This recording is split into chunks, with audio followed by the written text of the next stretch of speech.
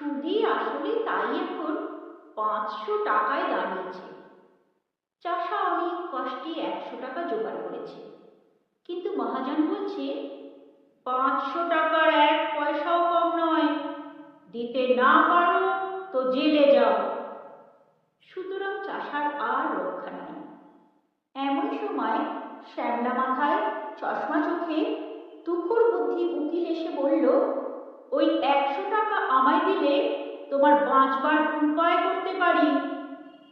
চাষা তার হাতে ধরল, পায়ে ধরল, বলল, আমায় বাঁচিয়ে দিন।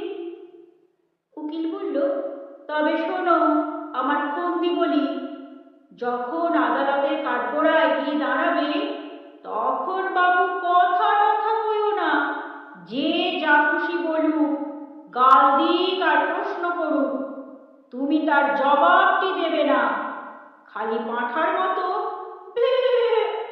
করবে। তা যদি করতে পারো, তাহলে আমি তোমায় খালাস করিয়ে দেব। চাষা বলল, আপনি কর্তা যা বলেন তাতেই আমি রাজি। আদালতে মহাজনের মস্ত উকিল চাষাকে এক ধমক দিয়ে জিজ্ঞাসা করল, তুমি 7 বছর আগে 25 টাকা কর্জ নিয়েছিলে? চাষা তার মুখের দিকে চেয়ে বলল, বে। উকিল বলল, খবরদার, বলো নিয়েছিলে কি না? চাষা বলল, বে। উকিল বলল, হুজুর, আসামির বেয়াদবি দেখুন। হাকিম রেগে বললেন, ফের যদি অমনি করিস, তোকে আমি ফাটক দেব। চাষা ভয় পেয়ে কাঁদো কাঁদো হয়ে বলল, বে, বে। হাকিম বললেন, লোকটা পাগল নাকি? তখন চাষার উকিল উঠে বলল, হুজুর, ও কি আজকের পাগল, ও বহুকালের পাগল, জন্মে অবধি পাগল। ওর কি কোনো বুদ্ধি আছে না কাণ্ডজ্ঞান আছে? ও আবার কর্জ নেবে কি? ও কি কখনো খত লিখতে পারে নাকি?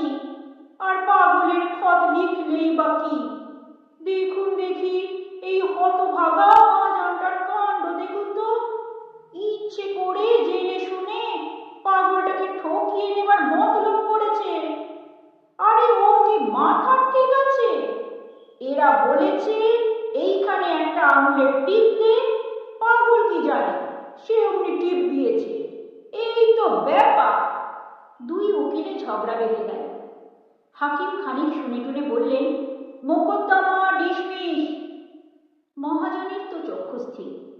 সে আদালতের বাইরে এসে চাষাকে বলল, আচ্ছা, না হয় তোর 400 ছেড়েই দিলাম, ওই 100 টাকাই দে। চাষা বলল, বে। মহাজন যতই বলে, যতই বোঝায়, চাষা তার পাঁঠার বুলি কিছুতেই ছাড়ে না। মহাজন রেগে মেগে বলে গেল, দেখে নেব আমার টাকা তুই কেমন করে হজম করিস। চাষা তার পোঁটলা নিয়ে গ্রামে ফিরতে চলেছে, এমন সময় তার উকিল এসে ধরল। যাচ্ছ কোথায় বাবু? আমার পাওনাটা আগে চুকিয়ে যাও। 100 টাকায় যে রফা হয়েছিল, এখন মোকদ্দমা তো জিতিয়ে দিলাম। চাষা অবাক হয়ে তার মুখের দিকে তাকিয়ে বলল, উকিল বলল, বাপু হে, ওসব চালাকি খাটবে না, টাকাটি এখন বের করো। চাষা বোকার মতো মুখ করে আবার বলল, উকিল তাকে নরম গরম অনেক কথাই শোনালো, কিন্তু চাষার মুখে কেবলই ওই এক জবাব। তখন উকিল বলল, হতভাগা, গোমুখু পরাগে ভূত, তোর পেটে এত শয়তানি, কে জানে? আগে যদি জানতাম, তাহলে পোঁটলা শুদ্ধ টাকাগুলো আটকে রাখতাম। বুদ্ধিমান উকিলের আর দক্ষিণা পাওয়া হলো না।